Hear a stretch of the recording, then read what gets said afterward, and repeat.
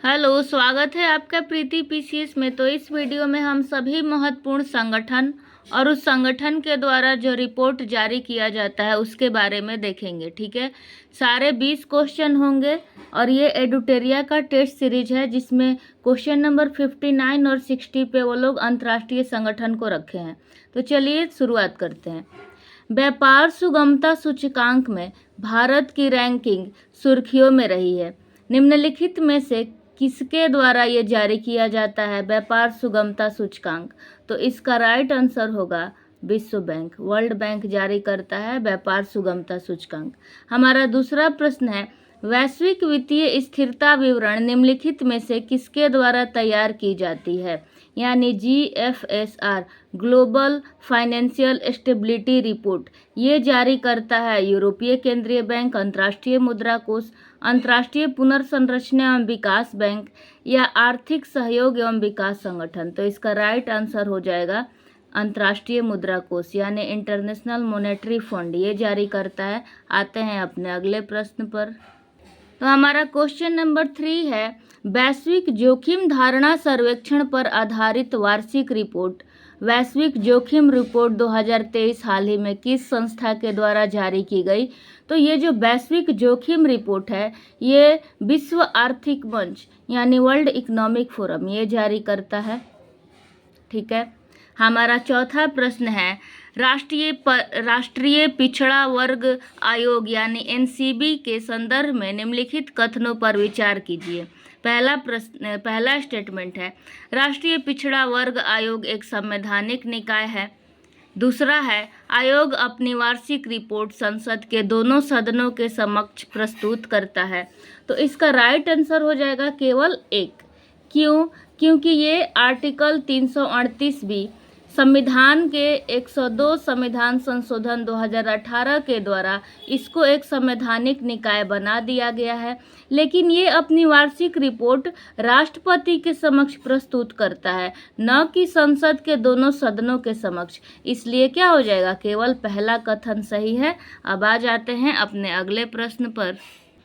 तो हमारा अगला प्रश्न है, अंतर्राष्ट्रीय परमाणु ऊर्जा एजेंसी के संबंध में निम्नलिखित कथनों पर विचार कीजिए। स्टेटमेंट फर्स्ट है, इसे वर्ष 1957 में दुनिया के शांति के लिए परमाणु संगठन के रूप में स्थापित किया गया था। तो क्या ये ठीक है?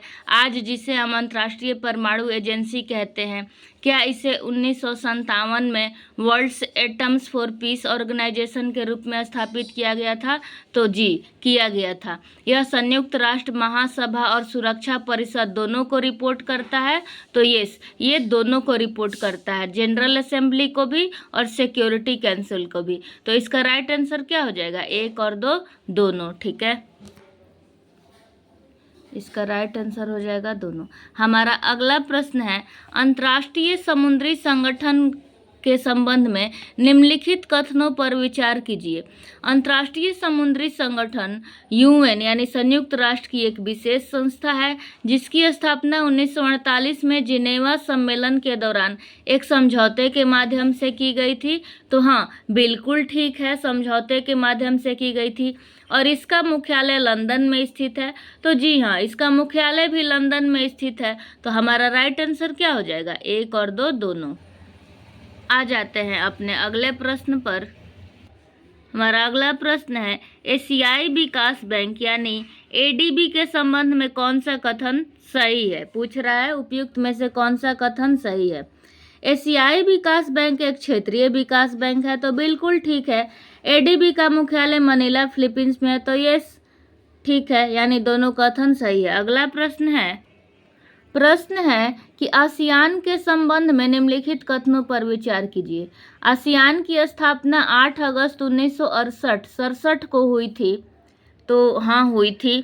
बैंकॉक घोषणा पर हस्ताक्षर के साथ आसियान की स्थापना हुई थी। तो ये दोनों कथन ठीक है, 1967 में हुई थी 8 अगस्त को, और बैंकॉक घोषणा पर हस्ताक्षर के साथ ही आसियान की स्थापना हुई थी। तो इसका राइट आंसर क्या हो जाएगा कि दोनों ठीक है। हमारा क्वेश्चन नंबर, अब हम सेट 5 में जो 59 और 50 और 60 क्वेश्चन है उसको देखते हैं। मोस्ट इम्पॉर्टेंट क्वेश्चन, निम्नलिखित कथनों पर विचार करते हैं। क्या पूछ रहा है, कूट का प्रयोग करके सही उत्तर चुने। ओके। दक्षिण एशियाई क्षेत्रीय सहयोग संगठन यानी सार्क की स्थापना 8 दिसंबर 1985 को ढाका यानी बांग्लादेश की राजधानी में सार्क चार्टर पर हस्ताक्षर के साथ की गई थी। तो ये की गई थी। अफगानिस्तान वर्ष 2005 में आयोजित हुई 13वें वार्षिक शिखर सम्मेलन में सार्क का नया सदस्य बना। तो ये भी ठीक है। ये 2005 में जो 13वां सम्मेलन हुआ था उसमें ये सदस्य बना था अफगानिस्तान। तो हमारा क्या हो जाएगा कि दोनों सही है। मैक्सिमम वही चीज़ रखे हैं सर अपने बुक में, जो ताकि हमें फैक्ट भी याद हो जाए और इस तरह के प्रश्न आए तो हम बिल्कुल भी उलझे नहीं, ताकि हमारा रिवीजन भी हो जाए। आ जाते हैं अपने अगले प्रश्न पे। संघाई सहयोग संगठन के संबंध में कौन सा कथन सही है? पहला है कि एससीओ एक अस्थायी अंतर सरकारी संगठन है। तो बिल्कुल ठीक है। इसका सचिवालय बीजिंग में है। तो हाँ जी, बीजिंग में है। एससीओ सचिवालय की आधिकारिक भाषा रूसी और चीनी है। तो बिल्कुल ठीक है। तो हमारा राइट आंसर क्या हो जाएगा? एक से अधिक, यानी यहाँ पे तीनों ठीक है। अब आ जाते हैं सेट 6।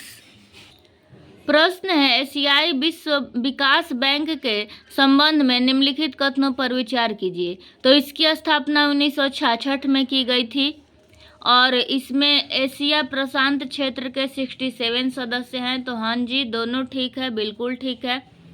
अब आ जाते हैं अगला प्रश्न। G7 के संबंध में कथनों पर विचार कीजिए। G7 देशों में UK, Canada, France, Germany, Italy, Japan और भारत शामिल है। तो पहला कथन हमारा गलत है, क्योंकि यहाँ पे भारत नहीं शामिल है, अमेरिका शामिल है। दूसरा कथन है G7 देश जो आपका जो ग्लोबल ग्रॉस डोमेस्टिक प्रोडक्ट होता है उसमें आपका 31% योगदान देता है। तो हाँ, देता है। तो यहाँ पे क्या हो जाएगा? केवल दूसरा कथन सही है, पहला गलत है, क्योंकि यहाँ भारत नहीं अमेरिका है अपना। अब आ जाते हैं सेट 7 में किस तरह का प्रश्न है। विश्व मौसम विज्ञान संगठन के संबंध में निम्नलिखित कथनों पर विचार कीजिए। विश्व मौसम विज्ञान संगठन वर्ष 1873 के वियना अंतर्राष्ट्रीय मौसम विज्ञान कांग्रेस की बाद ही स्थापित किया गया था। तो ये ठीक है। जो 1873 के वियना अंतर्राष्ट्रीय मौसम विज्ञान कांग्रेस हुआ उसके बाद स्थापित किया गया और WMO का मुख्यालय जेनेवा स्विट्जरलैंड में। यहाँ पे दोनों कथन ठीक है। हमारा ऑप्शन क्या हो जाएगा? दोनों कथन ठीक है हमारा। अब क्वेश्चन नंबर 60 है कि संयुक्त राष्ट्र शरणार्थी उच्चायुक्त के संबंध में निम्नलिखित कथनों पर विचार कीजिए। संयुक्त राष्ट्र शरणार्थी उच्चायुक्त की स्थापना 1950 में की गई थी और इसका मुख्यालय जो जेनेवा में स्थित है। तो हाँ, 1950 में की गई थी और मुख्यालय भी जेनेवा में स्थित है। दोनों कथन बिल्कुल ठीक है। अगला क्वेश्चन है सेट 8 में कि नाटो से रिलेटेड उत्तर अटलांटिक संधि संगठन यानी नाटो के संबंध में निम्नलिखित कथनों पर विचार करना है। यह संयुक्त राष्ट्र अमेरिका यानी USA, कनाडा और कई पश्चिमी यूरोपीय देशों द्वारा अप्रैल 1949 की उत्तरी अटलांटिक संधि, जिसे वाशिंगटन संधि भी कहा जाता है, द्वारा स्थापित एक सैन्य गठबंधन है। तो बिल्कुल ठीक है, सैन्य गठबंधन है। तो ध्यान रखिएगा कि BPSC यहाँ पे शब्द बदल के कुछ और ना लिख दे। और नाटो का मुख्यालय ब्रुसेल्स बेल्जियम में है। तो ये भी ठीक है। तो हमारा क्या हो जाएगा कि दोनों कथन ठीक है। अगला प्रश्न क्या है देखते हैं। अब है क्वाड से रिलेटेड। क्वाड समूह के संबंध में निम्नलिखित कथनों पर विचार कीजिए। क्वाड भारत, अमेरिका, ऑस्ट्रेलिया और जापान का समूह है। तो हाँ जी, ठीक है। क्वाड का विचार पहली बार वर्ष 2007 में जापान के प्रधानमंत्री शिंजो आबे ने रखा था। तो ये भी ठीक है। आते हैं अपने सेट नंबर 9 पे, देखते हैं किस तरह के सवाल है। तो इस सेट में बात की गई है इंटरनेशनल डेवलपमेंट एसोसिएशन यानी IDA के संबंध में निम्नलिखित कथनों पर विचार करना है। इंटरनेशनल डेवलपमेंट एसोसिएशन विश्व बैंक समूह का एक हिस्सा है। तो हाँ, विश्व बैंक यानी वर्ल्ड बैंक का एक हिस्सा है इंटरनेशनल डेवलपमेंट एसोसिएशन। बोल रहा है कि IDA का उद्देश्य दुनिया के सबसे गरीब देशों को अनुदान और रियायती ऋण प्रदान करना है। तो दोनों कथन ठीक है। बिल्कुल उलझना नहीं है कि क्या ये विश्व बैंक का हिस्सा है कि नहीं, तो हिस्सा है। अगला आपका संगठन है अंतर्राष्ट्रीय श्रम संगठन यानी ILO के संबंध में निम्नलिखित कथनों पर विचार कीजिए। यह संयुक्त राष्ट्र की एकमात्र त्रिपक्षीय संस्था है। वर्ष 1919 में वर्साई की संधि द्वारा राष्ट्र संघ की एक संबंध एजेंसी के रूप में इसकी स्थापना की गई थी। तो हाँ, दोनों कथन ठीक है। अंतर्राष्ट्रीय यानी इंटरनेशनल लेबर ऑर्गेनाइजेशन एकमात्र त्रिपक्षीय संस्था है। इसका थोड़ा सा एक्सप्लेनेशन देख लेते हैं हम लोग। इसका एक्सप्लेनेशन है कि यह संयुक्त राष्ट्र की एकमात्र त्रिपक्षीय संस्था है। तो एकमात्र देख के कि ओनली दिया है तो क्या पता गलत हो जाएगा, तो ऐसा नहीं होता। यह श्रम मानक निर्धारित करने, नीतियों को विकसित करने एवं सभी महिलाओं और पुरुषों के लिए सभ्य कार्य को बढ़ावा देने वाले कार्यक्रम को तैयार करने हेतु 187 सदस्य देशों की सरकारों, नियोक्ता और श्रमिकों के साथ लाता है और 1919 में वर्साई की संधि के द्वारा राष्ट्र संघ की एक संबंध एजेंसी के रूप में इसकी स्थापना की गई थी। अब देख लेते हैं कि सेट 10 में हम लोग का क्या क्या संगठन के बारे में पढ़ना है। तो हमारा क्वेश्चन नंबर 19 है कि विश्व बौद्धिक संपदा संगठन यानी विपो का संबंध में कौन सा कथन सत्य है। तो विपो का मुख्यालय जिनेवा स्विट्जरलैंड में है, तो ठीक है। भारत 1975 में विपो का सदस्य बना था। तो लोग यहाँ पे कंफ्यूज होंगे, बना था कि नहीं बना था। तो जी हाँ, बना था। दोनों कथन ठीक है। 1975 में विपो का सदस्य बन गया था। थोड़ा सा एक्सप्लेनेशन देख लेते हैं, क्या पता कुछ लोगों को डाउट हो जाए।